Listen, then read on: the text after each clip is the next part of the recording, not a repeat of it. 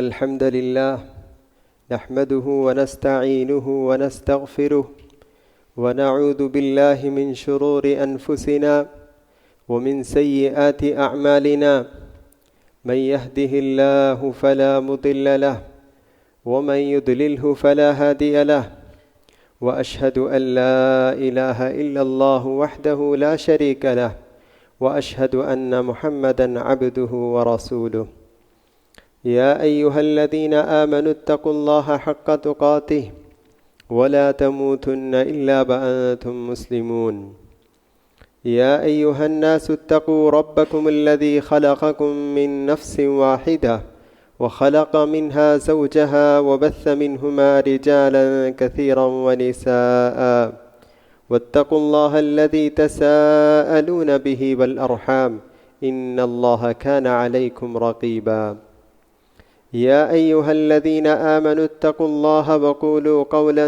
سديدا يصلح لكم أعمالكم ويغفر لكم ذنوبكم ومن يطع الله ورسوله فقد فاز فوزا عظيما أما بعد فإن خير الحديث كتاب الله وخير الهدي هدي محمد صلى الله عليه وسلم وشر الأمور محدثاتها وكل محدثة بدعة وكل بدعة ضلالة وكل ضلالة في النار أعوذ بالله السميع العليم من الشيطان الرجيم من همزه ونفخه ونفثه بسم الله الرحمن الرحيم وهو الذي جعل الليل والنهار خلفة لمن أراد أن يذكر أو أراد شكورا ہر قسم کی تعریف، بزرگی اور بڑائی اللہ رب العالمین کے لیے لائق و زیبا ہے، جو آسمان و زمین اور ہم تمام لوگوں کا خالق، مالک، رازق ہے۔ بے شمار درود و سلام نازل ہو ہمارے پیارے نبی، آخری نبی محمد مصطفیٰ صلی اللہ علیہ وسلم پر، جن کو اللہ تعالیٰ نے ساری کائنات کے لیے رحمت بنا کر بھیجا ہے۔ محترم بزرگوں، دوستوں، پیارے بچوں اور معزز اسلامی ماؤں اور بہنوں، اللہ تعالیٰ کی حمد و ثنا بیان کرنے کے بعد میں نے سورہ فرقان کی ایک آیت آپ لوگوں کے سامنے تلاوت کی ہے۔ اس آیت کریمہ میں اللہ تعالیٰ ارشاد فرماتا ہے وَهُوَ الَّذِي جَعَلَ اللَّيْلَ وَالنَّهَارَ خِلْفَةً لِمَنْ أَرَادَ، کہ اللہ فرماتا ہے وہی اللہ ہے جس نے دن اور رات کو ایک کے بعد دیگرے، ایک کے بعد دوسرا آنے والا بنایا۔ خِلْفَةً لِمَنْ أَرَادَ أَنْ يَذَّكَّرَ أَوْ أَرَادَ شُكُرًا، یقیناً وہ شخص جو نصیحت حاصل کرنا چاہتا ہے اور اللہ کا شکر ادا کرنا چاہتا ہے، اور جو اس پر غور کرے گا تو اس میں اس کے لیے ایک بہت بڑی نصیحت ہے، اس میں ایک عبرت کا سبق ہے۔ تو اس آیت کریمہ میں اللہ تعالیٰ ارشاد فرماتا ہے کہ یہ رات اور دن ایک کے بعد دیگرے، ایک کے بعد ایک، رات کے بعد دن، دن کے بعد رات جو آتے ہیں، یہ اللہ تعالیٰ نے اس کو پیدا کیا ہے۔ ایک نظام کے ساتھ، ایک سسٹم کے ساتھ اللہ تعالیٰ نے اس کو پیدا کیا ہے۔ اس سسٹم میں، اس نظام میں کبھی بھی کوئی خلل اور کوئی خامی ہم نہیں دیکھتے ہیں۔ بالکل ہزاروں سال سے جب سے دنیا بنی ہے، دن کے بعد رات، رات کے بعد دن، سورج جب اپنی روشنی اور اپنی کرنیں پھیلاتا ہے تو رات جب ہوتی ہے تو رات اپنی تاریکی کو پھیلاتی ہے۔ تو یہ نظام برابر جاری ہے۔ تو اللہ تعالیٰ فرماتا ہے کہ جو شخص اس پر غور کرے گا، سوچے گا، سمجھے گا، غور و فکر کرے گا تو یقیناً وہ شخص نصیحت حاصل کرے گا۔ ایسے آدمی کے لیے اس میں بھی ایک سبق ہے۔ کائنات میں اللہ کی بہت بڑی نشانیاں موجود ہیں۔ سورج، چاند، ستارے، پہاڑ، سمندر، یہ سب اللہ تعالیٰ کی بہت بڑی نشانیاں ہیں۔ انہی نشانیوں میں سے ایک نشانی ہے وقت، دن اور رات، یہ بھی اللہ کی بہت بڑی نشانی ہے۔ جیسا کہ ابھی میں نے اس جو آیت میں نے تلاوت کی ہے، اس آیت میں اللہ تعالیٰ اشارہ کرتا ہے کہ غور و فکر کرو، تم یہ دن اور رات کا جو نظام ہے اس پر غور و فکر کرو۔ تو یقیناً جب تم لوگ غور و فکر کرو گے، اللہ کی عظمت اور اللہ کی قدرت کا تمہیں احساس ہوگا اور دل میں شکر ادا کرنے کا ایک جذبہ تمہارے اندر پیدا ہوگا۔ محترم حضرات اور خواتین اسلام، ہم سب 2024 2020 پر 4 کے بالکل آخری دہانے پر پہنچ چکے ہیں. ابھی چند دن ہے پھر اس کے بعد 2025 عیسوی سال شروع ہونے والا ہے. ہم دیکھتے ہیں کہ جیسے ہی یہ سال جب رخصت ہوتا ہے اور اس سال کا جب آخری دن ہوتا ہے 31 دسمبر کی رات 12 بجے بہت سارے لوگ خوشیاں مناتے ہیں, محفلیں منعقد کرتے ہیں, شراب کباب بہت ناچ گانے سب ہوتے ہیں. دنیا کی ساری قومیں اس رات کو خوشیاں مناتی ہیں, پٹاخے پھوڑتے ہیں. ان کا عقیدہ یہ ہے کہ ہم اس طرح خوشی منا کر اس نئے سال کا ہم استقبال کرتے ہیں. ایک مومن کو کیسا ہونا چاہیے؟ یہ 2025 آج میرے خطبے کا موضوع یہی ہے کہ 2025واں سال اور مومن کہ مومن کو کیسا دیکھنا چاہیے.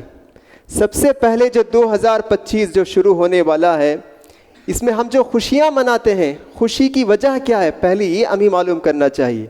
کیا ہم جو خوشی منا رہے ہیں کیا اس وجہ سے ہم خوشی منا رہے ہیں کہ ہماری عمر میں 1 سال کا اضافہ ہو گیا ہے؟ کہ اللہ تعالیٰ نے ہماری مقدر میں لکھا تھا کہ 60 سال کی عمر ہوگی, تو کیا اس نئے سال کی وجہ سے ہماری عمر میں 1 سال بڑھ گیا؟ نہیں. یا کم سے کم 1 مہینہ کا اضافہ ہو گیا ہے جس کی وجہ سے ہم خوشی منا رہے ہیں؟ نہیں. یا کم سے کم 1 ہفتے کا اضافہ ہوا ہے؟ نہیں, 1 ہفتے کا بھی اضافہ نہیں ہوا. یا کم سے کم 1 دن کا اضافہ ہوا ہے؟ 1 دن کا بھی اضافہ نہیں. جو اللہ نے تمہاری عمر لکھی ہے اسی عمر میں تمہارے پاس موت آ کر ہی رہے گی. یا کم سے کم 1 منٹ 1 سیکنڈ کا بھی اضافہ نہیں. جو ہم نئے سال کا استقبال کرتے ہیں خوشی میں, اس سے ہماری عمر میں کوئی اضافہ نہیں. نہ 1 سال کا اضافہ ہوا ہے اور نہ ہی 1 سیکنڈ کا اضافہ ہوا ہے. اللہ قرآن مجید میں فرماتا ہے فَإِذَا جَاءَ أَجَلُهُمْ لَا يَسْتَأْخِرُونَ سَاعَةً وَلَا يَسْتَقْدِمُونَ کہ اللہ تعالیٰ نے ہر آدمی کے لیے اس کی موت کا وقت مقرر کر چکا ہے. جیسے ہی وہ وقت آئے گا تو ضرور اس کی روح قبض کر لی جائے گی. اس میں کچھ بھی تاخیر نہیں ہوگی, نہ 1 سیکنڈ کی بھی اور نہ 1 منٹ کی بھی تاخیر نہیں ہوگی. یہ وقت مقرر ہے. تو پھر خوشی کس بات کے لیے ہے؟ یا یہ کہ گزشتہ سال 2024 میں جن پریشانیوں کا ہم سامنا کر رہے تھے, کیا 2025 شروع ہونے کے ساتھ ساتھ ہماری ساری پریشانیاں ختم ہو گئیں؟ جو آدمی بیمار تھا جنوری 1 تاریخ کو وہ صحت یاب ہو جائے گا؟ کہ جو آدمی جس کو تجارت میں نقصان ہوا تھا جنوری 1 تاریخ کو اس کا فائدہ ہو جائے گا؟ جو شخص جس کو اولاد نہیں تھی کیا جنوری 25 تاریخ شروع ہونے کے ساتھ ساتھ اللہ تعالیٰ اس کو اولاد دے دے گا؟ نہیں. جو پریشانیاں ہیں وہ بھی باقی ہیں, وہ بھی چلتے رہے گی. جب تک اللہ کا حکم نہ ہو تو وہ پریشانیاں ختم بھی نہیں ہوگی. تو کوئی پریشانی بھی ختم نہیں ہوئی, تو پھر خوشی کس بات کے لیے ہے؟ تو بہرحال یہ تو دوسری قومیں کرتی ہیں, لیکن افسوس کے ساتھ کہنا پڑتا ہے کہ ہمارے نوجوانان اسلام, ہمارے کچھ اسلامی بھائی اور کچھ اسلامی بہنیں بھی اس طرح کی محفلیں منعقد کرتی ہیں, خوشیاں مناتے ہوئے نظر آتے ہیں. ہمارے اسکول جانے والے بچے بھی اس رات 12 بجے سڑکوں پر گھومتے ہوئے نظر آتے ہیں, پٹاخے پھوڑتے ہیں اور کہتے ہیں کہ یہ 2025 سال کا ہم گرم جوشی کے ساتھ ہم ان کا استقبال کرتے ہیں. یہ غیروں کی نقالی ہے, غیروں کی نقالی ہے, یہ غیر اسلامی تہذیب ہے. اسلام میں اس کا کوئی تعلق نہیں. پیارے نبی صلی اللہ علیہ وسلم فرماتے ہیں من تشبہ بقوم فہو منہم کہ جو شخص غیر اسلامی تہذیب کی نقالی کرتا ہے, غیر اسلامی تہذیب کو اپناتا ہے, فہو منہم وہ بھی انہی لوگوں میں سے ہو جائے گا. اگرچہ کہ وہ مسلمان ہے لیکن غیروں کی تہذیب کو اگر اپناتا ہے, وہ جس طرح کھاتے ہیں اسی طرح کھاتا ہے, وہ جس طرح جو تہذیب اپناتے ہیں وہ بھی وہی تہذیب کو اپناتا ہے, تو وہ بھی انہی لوگوں میں سے ہو جائے گا, وہ مسلمانوں میں سے نہیں ہوگا. فَهُوَ مِنْهُمْ اللہ کے رسول نے کہا. تو اسی لیے ان سارے سالوں سے, اس طرح کی محفلوں سے, اس طرح کے غلط باتوں سے ہمیں دور رہنا چاہیے. میں ایک بات کہہ کر اپنی بات کو آگے بڑھاتا ہوں. دیکھیے کیلنڈر جو ہم کہتے ہیں اس کی 2 قسمیں ہیں. ایک ہے عیسوی کیلنڈر جس کی شروعات کہتے ہیں کیا تو عیسیٰ علیہ السلام کی پیدائش سے شروع کرتے ہیں یا ان کی وفات سے شروع کرتے ہیں, ان کے عقیدے کے مطابق. اگرچہ کہ ہمارا عقیدہ ہے کہ عیسیٰ علیہ السلام ابھی ان کو موت نہیں آئی ہے, ابھی وہ زندہ ہیں, تو ان کی پیدائش سے جوڑتے ہیں. اور دوسرا کیلنڈر ہے ہجری کیلنڈر. ہجری کیلنڈر عمر بن خطاب رضی اللہ عنہ کے زمانے سے شروع ہوا اور اس کی شروعات ماہ محرم سے ہوتی ہے اور اس کی انتہا اور اس کا آخری مہینہ ماہ ذی الحجہ ہے۔ اسلام کی جو بھی عبادات ہیں اسی اسلامی کیلنڈر سے متعلق ہے۔ عیسوی کیلنڈر جو کرسچن کیلنڈر ہے اس سے ہمارا کوئی تعلق نہیں ہے، ہماری پوری عبادتوں کا تعلق اسی اسلامی کیلنڈر سے ہے۔ دیکھیے رمضان جو ہم کہتے ہیں، رمضان اسی اسلامی کیلنڈر کا ایک مہینہ ہے۔ قربانی، حج جو ہم ادا کرتے ہیں یہ ذی الحج کے مہینے میں ہم ادا کرتے ہیں۔ ذی الحج 9 تاریخ کو ہم عرفہ کا دن کہتے ہیں۔ تو یہ سب اسلامی کیلنڈر، ہجری کیلنڈر سے ہماری ساری عبادتوں کا تعلق، لیکن عیسوی کیلنڈر سے کوئی ہمارا تعلق نہیں۔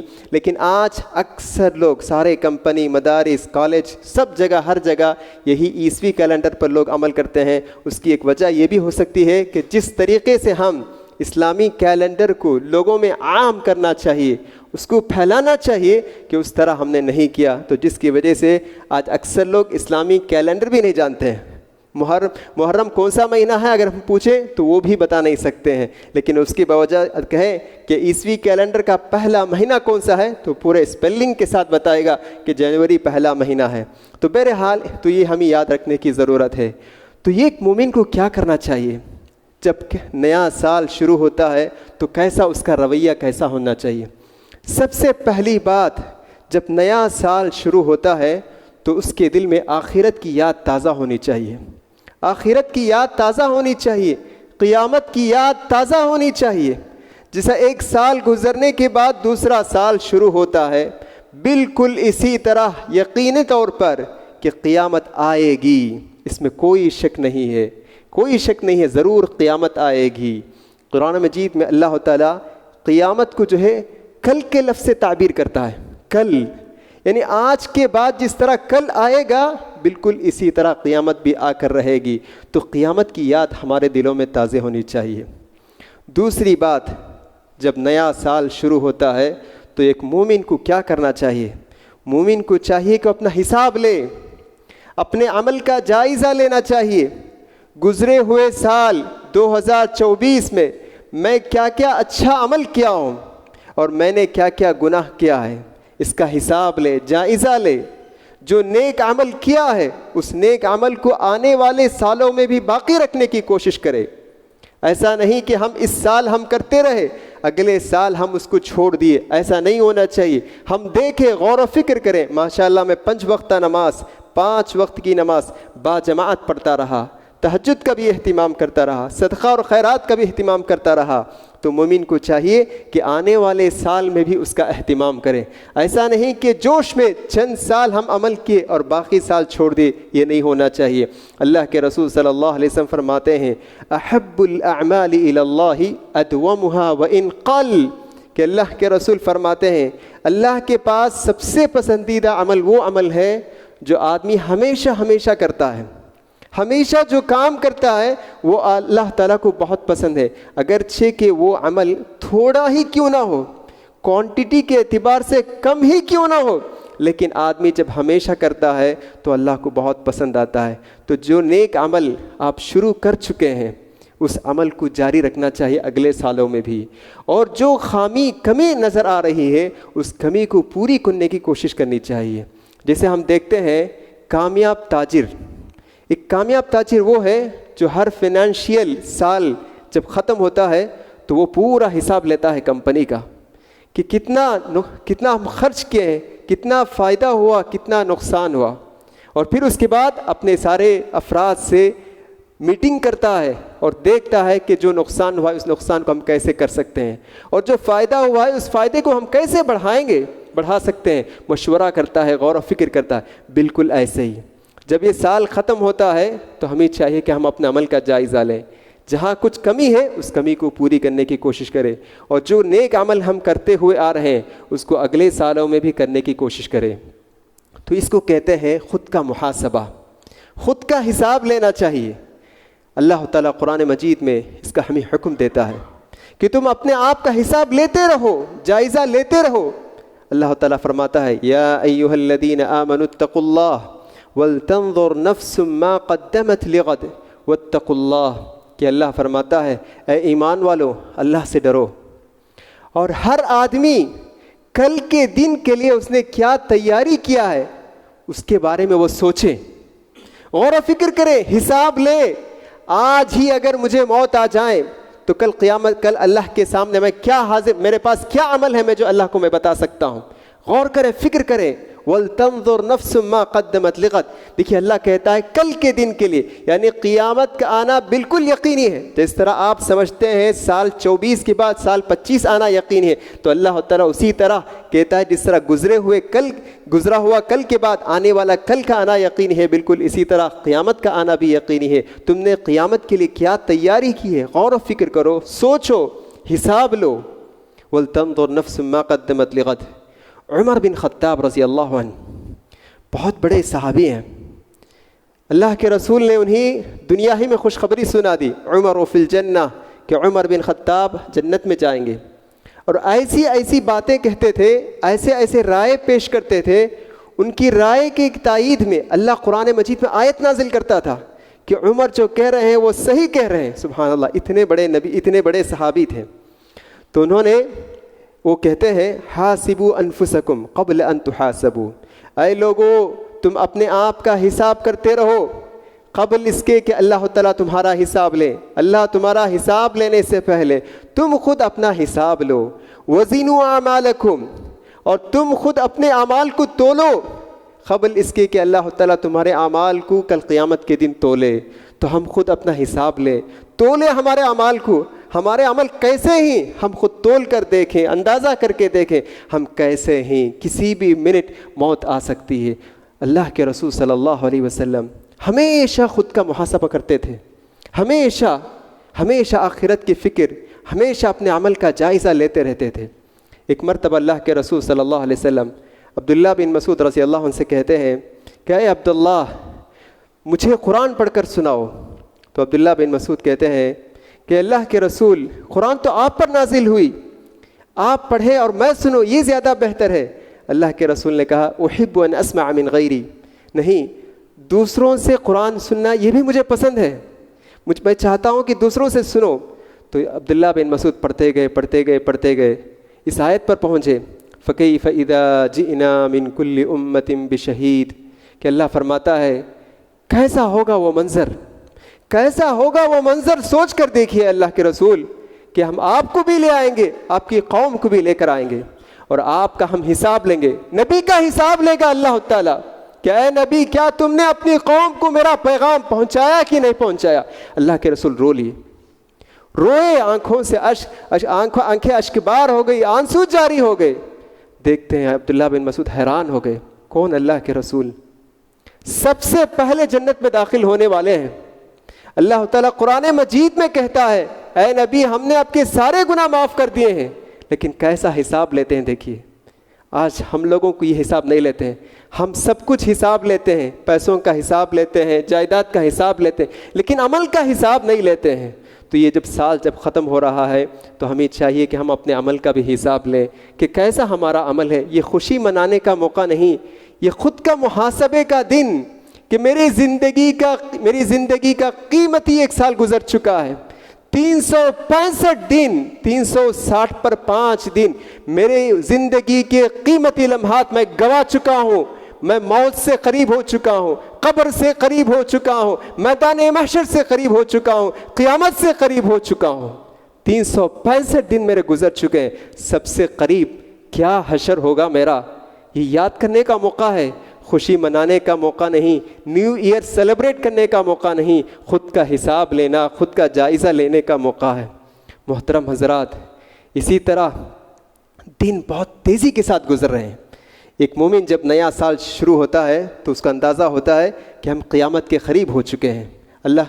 دن بہت تیزی کے ساتھ گزر رہے ہیں, سال مہینوں کی طرح گزر رہے ہیں, مہینہ ہفتے کی طرح گزر رہے ہیں, اور ہفتے دن کی طرح گزر رہے ہیں, اور دن منٹوں میں, وقتوں میں گزر رہا ہے. دیکھیے ابھی ہم کو یاد ہے کہ رمضان کا مہینہ شروع ہوا تھا, درس سنتے تھے, تراویح کی نماز پڑھتے تھے, آخری عشرے میں کیا ماحول تھا, کیا رونق تھا, کیا خوبصورت تھی. سبحان اللہ, الفاظ سے بیان نہیں کر سکتے. لیکن ابھی صرف 2 مہینے باقی ہیں رمضان کے لیے, ابھی 2 مہینے باقی ہیں رمضان کے لیے. اکثر مساجد میں رمضان کی تیاری بھی شروع ہو چکی ہے, رمضان کی تیاری بھی شروع ہو چکی. ابھی گزشتہ رمضان بھی ہمیں آپ کو یاد ہے, تو اتنے تیزی کے ساتھ گزر ہیں. اللہ کے رسول فرماتے ہیں کہ وقت تیزی کے ساتھ گزرے گا, یہ بھی قیامت کی نشانیوں میں سے ایک نشانی ہے. تو یہ بھی ہمارے لیے چونکا دینے والا واقعہ ہے کہ ہم قیامت سے قریب ہوتے جا رہے ہیں, ہماری زندگی ختم ہو رہی ہے, ہماری عمر ختم ہو رہی ہے. تو اس لیے ہم کو چاہیے کہ ہم اللہ سے ڈر کر زندگی گزاریں. اسی طرح محترم حضرات, یہ جب سال جب ختم ہو رہا ہے تو دنیا کی حقیقت ہمیں واضح ہوتی ہے. دنیا کی حقیقت ہمیں واضح ہوتی ہے. جس طرح دن وقت یہ کٹتے جا رہے ہیں, بالکل اسی طرح ایک دن آئے گا اس میں دنیا بھی فنا ہو جائے گی. کل من علیہا فان, کہ اللہ فرماتا ہے جو بھی چیز اس دنیا میں موجود ہے سب کچھ فنا ہو جائیں گے. یہ سال جس طرح گزرتے ہوئے ختم ہو رہا ہے, بالکل یہ دنیا بھی فنا ہو جائے گی. یہ دنیا کی کوئی حقیقت نہیں. الدنیا مزرعۃ الآخرہ, علماء نے کہا دنیا آخرت کی کھیتی ہے. جو یہاں تم بیج بوؤ گے اس کی فصل تم آخرت میں کاٹو گے. تو یہاں بیج بونے کا موقع ہے. اگر کوئی کسان جب بیج بونے کا موقع ہوتا ہے اس وقت وہ محنت نہیں کرتا ہے, کوشش نہیں کرتا ہے, تو اس کو کوئی فصل نہیں ملے گی, وہ کوئی پھل نہیں کاٹے گا. تو یہ بیج بونے کا موقع ہے, اپنے بیج بونے کا موقع ہے, محنت کا موقع ہے. اگر ہم بیج نہیں بوئیں گے تو قیامت کے دن کوئی فصل نہیں کاٹیں گے. دنیاوی زندگی بہت ہی حقیر زندگی ہے. قیامت کے مقابلے میں, آخرت کی زندگی کے مقابلے میں دنیاوی زندگی کی کوئی حقیقت نہیں, کوئی حقیقت نہیں. یہ خواب ہے جو ہم دیکھ رہے ہیں. اخروی زندگی آخرت کی زندگی کے مقابلے میں دنیاوی زندگی ایک خواب ہے. کوئی وزیر بنا ہوا ہے, کوئی بادشاہ ہے, کوئی کچھ عہدے پر فائز ہے, یہ سب خواب ہے آخرت کی زندگی کے مقابلے میں. جس طرح ہم خواب میں دیکھتے ہیں کہ کبھی ہم بادشاہ بن جاتے ہیں, وزیر بن جاتے ہیں, دنیا کا سب سے بڑا مالدار ہو جاتے ہیں, جب نیند سے بیدار ہوتے ہیں تو ہمیں احساس ہوتا ہے کہ یہ سب بیکار خیالات ہیں. بالکل ایسے ہی آخرت کی زندگی کے مقابلے میں دنیاوی زندگی کی کوئی حیثیت نہیں. قرآن مجید میں اللہ فرماتا ہے جب آخرت کی زندگی کو آدمی دیکھے گا اپنے آنکھوں سے تو وہ کہے گا لم یلبثوا الا عشیۃ او ضحاھا, کہے گا پروردگارا دنیا میں تو ہم صرف شام کا ایک حصہ یا صبح کا ایک حصہ گزار کر ہم آئے ہیں, بس اس سے بڑھ کر کوئی اور چیز نہیں. سبحان اللہ, 70 سال اللہ تعالیٰ اس کو زندگی عطا کیا تھا. آخرت کی زندگی کو دیکھنے کے بعد کہے گا پروردگارا ہم تو صرف ایک صبح کا ایک حصہ یا شام کا ایک حصہ ہم گزار کر آئے ہیں, بس اس کے علاوہ اور کچھ نہیں. یہ دنیاوی زندگی کی حقیقت, اس کی کوئی حقیقت نہیں. اللہ کے رسول صلی اللہ علیہ وسلم ایک مرتبہ بازار پر سے جا رہے تھے, بازار پر سے گزر رہے تھے. ایک مردہ بکری پڑی ہوئی تھی, مردہ بکری, اور اس کے کان میں کچھ عیب تھا. اللہ کے رسول نے اس بکری کو پکڑا اور صحابہ سے پوچھا کہ آپ میں سے کون اس بکری کو 1 درہم میں خریدے گا؟ صحابہ نے کہا اللہ کے رسول ہم میں سے کوئی اس کو خریدنا پسند ہی نہیں کرے گا. کیوں؟ اس لیے کہ یہ مردہ بکری ہے. یہ مردہ بکری لے کر ہم کیا کریں؟ اور مزید یہ ہے کہ اس بکری کے کان میں عیب بھی ہے, اور بھی کوئی اس کو پسند ہی نہیں کرے گا.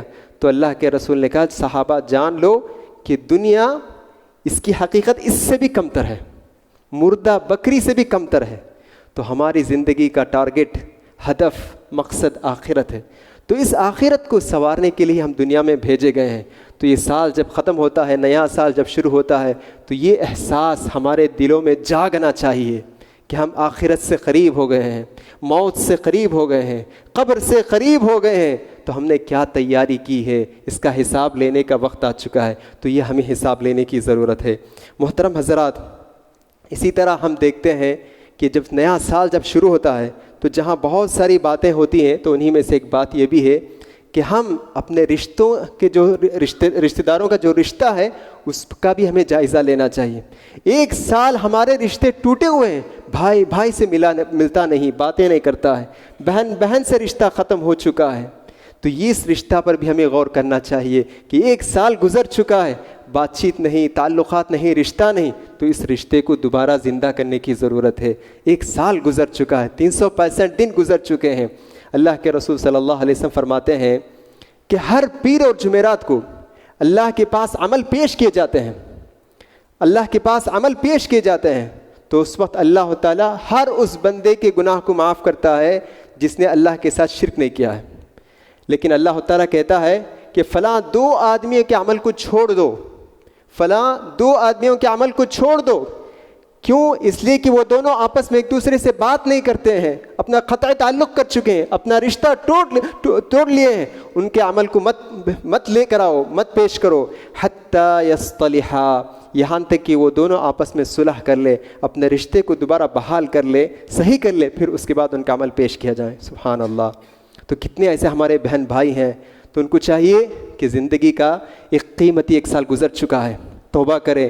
غلطی ہر انسان سے ہوتی ہے، بہنوں سے بھی ہوتی ہے، بھائیوں سے بھی ہوتی ہے. جو رشتہ ہو چکا ہے، معاف کریں. معاف کرنا سب سے بڑی خوبی.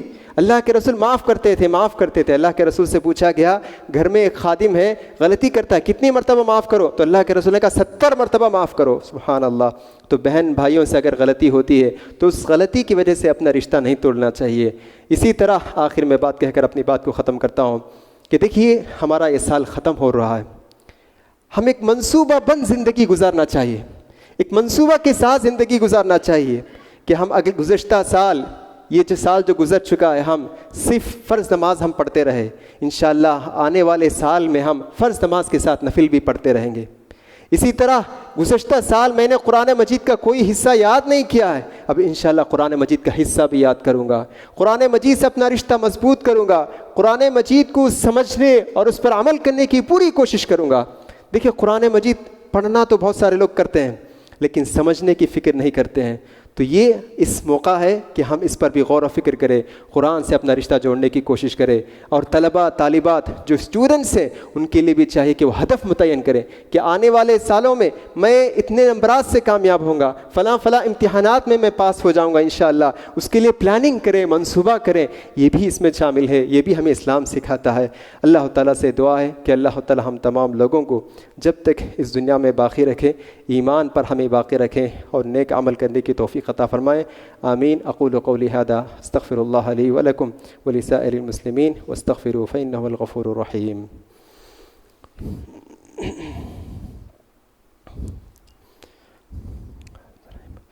إن الحمد لله نحمده ونستعينه ونستغفره ونعوذ بالله من شرور أنفسنا ومن سيئات أعمالنا. من يهده الله فلا مضل له ومن يضلله فلا هادي له.